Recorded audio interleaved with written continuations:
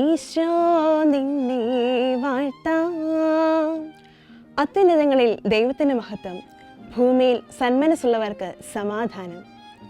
Christmas വെറുമൊരു ആഘോഷമല്ല, അതൊരു അനുഭവമാണ്.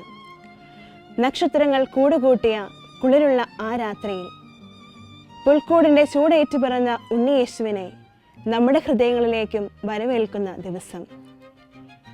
എത്ര വലിയ ലക്ഷ്യങ്ങളോടെ നാം നീങ്ങിയാലും എല്ലാ മനുഷ്യരും പരമപ്രധാനമായി ആഗ്രഹിക്കുന്ന ഒരു കാര്യമുണ്ട്: സമാധാനം.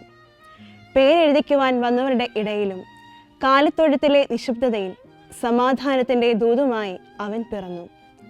അവൻ്റെ യാത്രയിൽ ഉടനീളം ആ സമാധാനം അവനോടൊപ്പം ഉണ്ടായിരുന്നു. അഗതികളിൽ, പാവപ്പെട്ടവരിൽ, പാപികളിൽ, ദുഃഖിതരിലെല്ലാം ഈ സമാധാനമാണ് അവൻ പകർന്നു നൽകിയത് എന്നോർക്കുമ്പോൾ നാം മറന്നു പോകരുതാത്ത ഒരു കാര്യമുണ്ട്. സമാധാനങ്ങൾക്കിടയിലും അത്ഭുത പ്രവർത്തനങ്ങൾക്കിടയിലും അവൻ നടന്നു നീങ്ങിയത് അശാന്തി നിറഞ്ഞ, കോലാഹലങ്ങൾ നിറഞ്ഞ ചുറ്റുപാടിലായിരുന്നു.